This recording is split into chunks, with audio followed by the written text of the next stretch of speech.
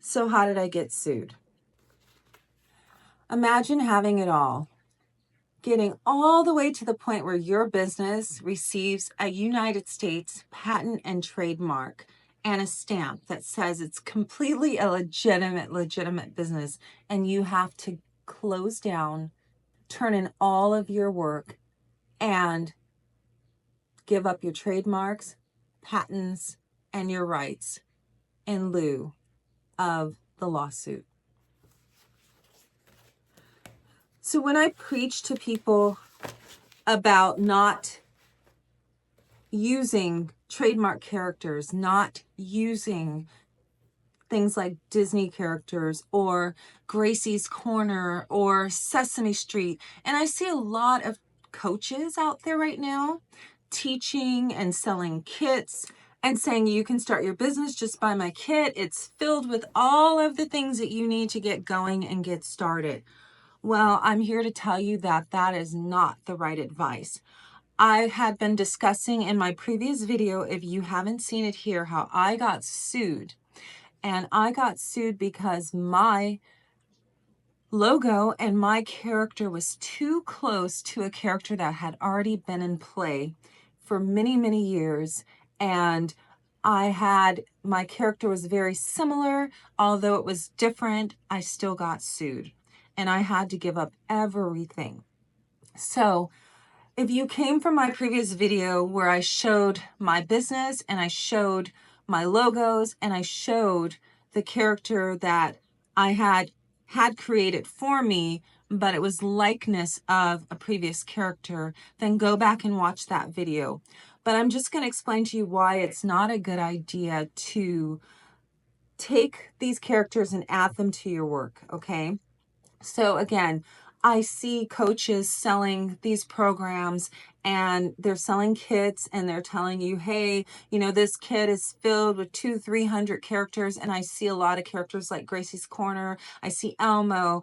I see Sesame Street. I see Sonic. I see don't do that. Do not buy that stuff because you will get sued. You will be in a situation where you may get a cease and desist letter just like I did.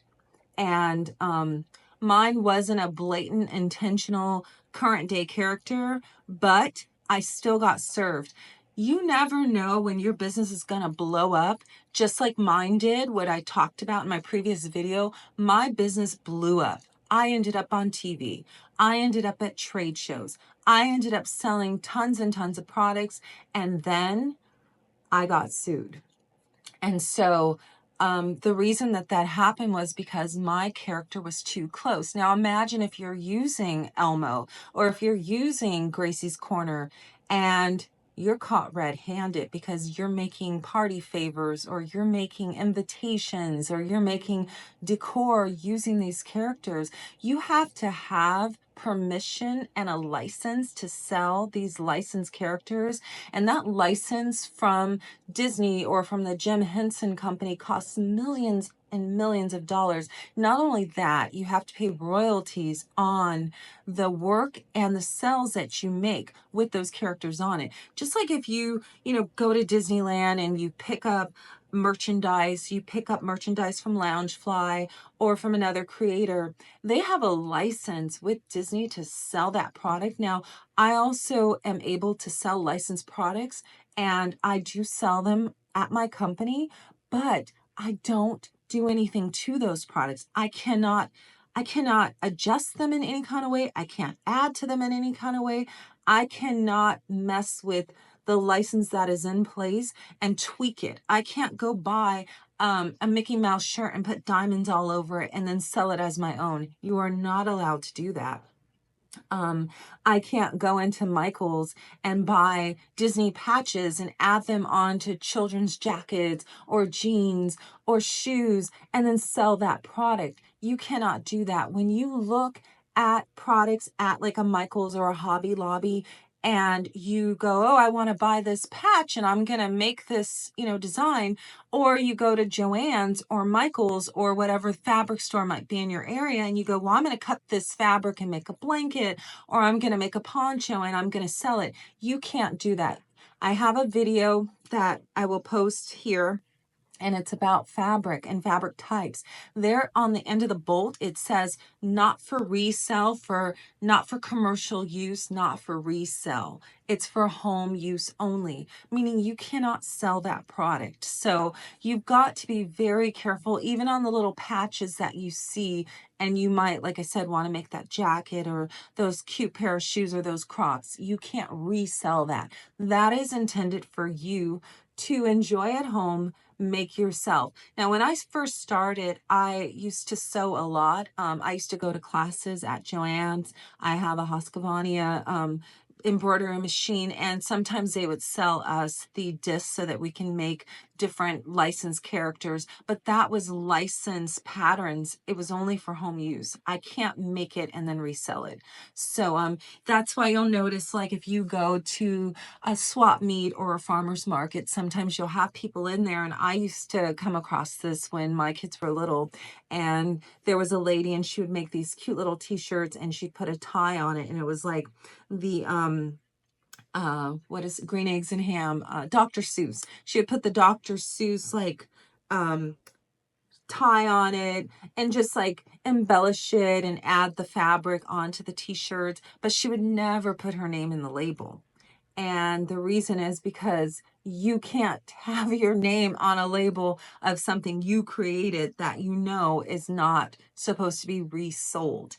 So if you ever come across that, that person knows what they're doing. And then you get people who say, well, this is, I think on eBay, they used to do things like, this is a, like this, or looks like, or made after, inspired by. Yes, that's the word, inspired by. Don't do it. Do not do it. So when I got sued, the company wanted all of my sales. They wanted all of my invoices, all of my receipts. I had to go in and I had to take all my files to them, and I had to show them everything that I had sold using products with the likeness of the character that they thought that I was emulating. And so the hard thing was that I had to hire an attorney, and I had to hire an attorney to fight my case for me. So that's the hardest part. I'm looking for my lawsuit, but this is actually a lawsuit that I filed against someone else for some bad work, and I'll talk about that. Maybe I'll make a video after this about this case right here. I'll show you a little bit of what happened here. Okay, so this was a case that I had to file against somebody, and I actually won the case. But yeah, you got to be really careful out there when you're trying to hire manufacturers. Okay, so anyway, they wanted all my sales. They wanted everything that I had sold. They wanted a list of all my equipment that I used to make the product, which here it is, and some photo paper, but this is it here.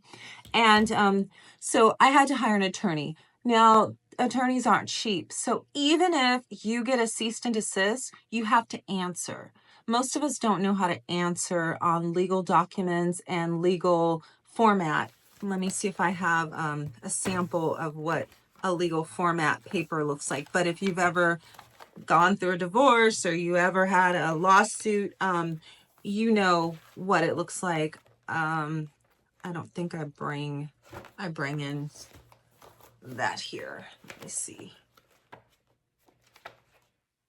Yeah, these are just, okay, actually, this is my patent. This is my patent paperwork. So I'm going to see if there's anything from the attorney in here. This is from an attorney. This is from my patent attorney. But I don't see his legal paper, just to kind of show you the lines. But anyway, I think you guys know what I'm talking about. You have to answer, and it has to be done in a legal manner. So you can't just, make a phone call and go, hey, I'm answering the letter that I got. It has to be answered legally, and that costs money. So that's going to cost you a minimum of $2,000 just to hire somebody to respond to the action that has been served upon you. So I'd hire an attorney, and we had to write a response. And then, you know, they didn't feel that what my response was warranted, and so they wanted to take me to court. Now, I didn't want to fight in court because at the time my son, who was just about to turn 4, was due to have spine surgery. And, you know, that is something I spoke about in my previous video about that. So I decided not to fight. We had more important things going on in our life at the time. And, you know, I wasn't making like a ton of money at that point. And once we went through all the paperwork, and we went through all my Etsy sales, because at the time I was selling on Etsy, I just didn't feel, you know, it was gonna be advantageous for me to continue to fight this court case, because I was gonna need to fly to New York, because I'm assuming they were coming. I don't know if they had representatives in the United States or if they were going to be coming in, but I had to fly to New York to fight the case. And at the time I told my attorney, you know, I just don't have it in me. We're scheduled for this major surgery, which ended up, you know, having my son in a body cast for, God, it was years. But, you know, we were really afraid. We didn't know if he'd be able to walk. He was born with a degenerative disc in his spine. So we had to wait. We knew since birth, but we had to wait until he was old enough for the metal pieces that they needed to put in his spine to fuse onto the bone. So that was going to be at 4 years old. So this all happened, you know, at just wrong timing. And I just decided not to fight. So I gave it all up. I agreed to never use the name anymore. I agreed to take all of my patents, trademarks, and turn them over. I gave it to them. I had hired a patent attorney who had filed the paperwork for me, but, you know, I guess he didn't do enough research or check everything. And actually, this is interesting. This is my answer. This is from my attorney that I had to hire when I got sued, and it's dated here. It says, let me see if I can find some glasses and let me read this. So this is dated July 1st, 2011. Oh, wow. Woo! God. I haven't seen this in, wow. I won't give out to the attorney's name, but it says his first name is David. 7 Times Squares, New York, New York. And there's who we had to answer to. I write in response to the letter dated June 16, 2011, requesting that my client Elisa, the owner of Pippi Tells, ceased and desist using the trademark Pippi. The letter by Mr., I won't say his name, dated December 2010, was not received until it was included in with your recent correspondence. My client completed registration of Pippi Tells on March 31st, 2009, and they have my U.S. patent number, in connection with her manufacture and sale of accessories of girls under the international class 026. During the time, Miss Elisa did not find that your client, the estate of Astrid Lindgren, some more words I can't pronounce, had registered within this class, and she therefore did not believe that any infringing trademark had been registered. The Pippi Tells mark was published for opposition on January 13, 2009, and your client expressed no opposition to its registration. So basically, she's saying that when my first attorney filed my mark, that they didn't respond, because when you file a mark, there's a certain amount of time that has to pass, and it gives people who think that you might be infringing on their mark time to come and to challenge the mark. So she's saying that, you know, nobody came to challenge the mark in the time period given. Elisa, she uses my last name, but I'm just going to say Elisa. Mrs. Elisa had no reason to believe that your client intended to register in this classification, and apparently the United States Patent and Trademark Office did not realize any likelihood of confusion of Pippyware or Pippy Tells, which action together with the abatement of the mark Pippy on December 2nd, 1999. It's a lot of legal stuff, but was interpreted as a lack of interest in the segment of the market and the use of Pippy. Further, after noticing the expanse of individuals that are selling under the same name Pippy, it also appears that your client is not concerned about the dilution of the claimed trademark in the marketplace. Okay, so I'll explain a little bit of that.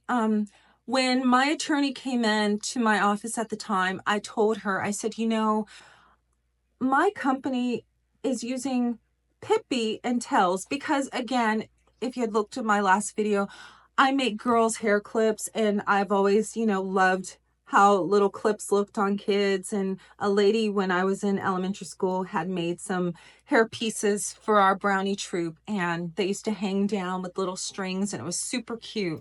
So I, you know, wanted to make hair accessories for girls as well. That was my passion. So my company was Pippy Tells.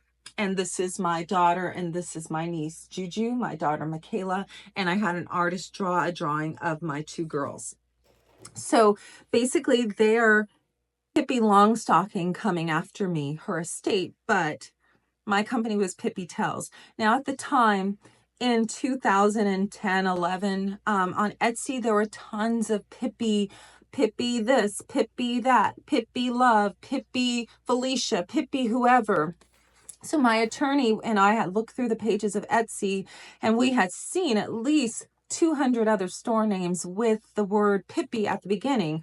But she's basically saying, why didn't you go after those shops? How come you're picking on this one person who has the word Pippi and the last name is Tells, but then there's other people on Etsy in the marketplace using the same word? So, Miss Elisa is a mommy blogger and the sole proprietor operating under the name Pippy Tells for approximately 2 years from one location, and does not store product for distribution. Instead, items are created when the order is received.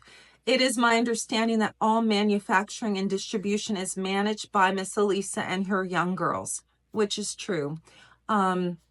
I would make my hair clips right outside in the backyard. I'd spray my bottle caps and add little images into them, and then, you know, decorate them with little crystals and put them up on Etsy. And it was just me. And I had a little 16-year-old girl that was homeschooled, and she would come over and help me make my stuff and decorate them with the crystals.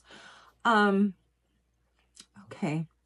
So, nothing is outsourced or sub-licensed. My client has occasionally listed the company Pippy Tells International because of one international sale. I forgot I did that. And has not conducted any additional international sales thus far. Oh, that's interesting. So maybe I put Pippy Tells International and they thought I was creeping in on them over there. I have no idea. All Pippy Tells sales advertised on the website and promotional materials bearing and displaying or concerning alleged infringement described here and above have been removed, canceled, or destroyed where possible. So, please find documents of sales transactions for pippytells.com and etsy.com for your review in Exhibits B and C. It is my understanding that Miss Elisa does not maintain any formal profit and loss statements for Pippy Tells, but has made little or no profit from the business to date. The business is fairly new, and has yet to recover from its startup expenses. In exchange for Miss Elisa's actions described above, her agreement to the cease and desist use and to transfer the marks Pippi Tells and Pippi Wears and the domain name pippitells.com to your clients. We request that she be released in writing from further liability in this matter. We will process all necessary documents to complete these transfers by July 11, 2011, and expect to receive a release of execution by your client shortly after. We look forward to your client's response regarding the matter. And it's signed by my attorney. So, this is what you need. This is after we decided not to fight. That's how you lose everything. As you can see, I had to give up everything. And that's how it goes, you know. I had to give up all my marks. So these marks right here, these patents and trademarks, I had to give these up. So now they own them. So all the money that I paid to have my marks done, just down the drain. Everything's down the drain. The one thing I can say is that, you know, I didn't have to give them monetary. I could have lost my home. I could have, you know, had it affect my husband's business. And because I agreed to give them everything they wanted, we got a letter to release me from the cease and desist and to not take the matter any further. I did get a second opinion from the attorney that I had here. I called a different attorney and he said, you know, your mark is just too similar. He said, I went around my office and I showed people your logo and I asked them if this would cause confusion in the marketplace. And many of them said yes. So I knew that I had to give it up and I had to live on to fight another day. So now, if you want to see what I did after that, then tune in right here and I'll show you how I turned this situation around and created a brand new business. Okay? Thank you for watching.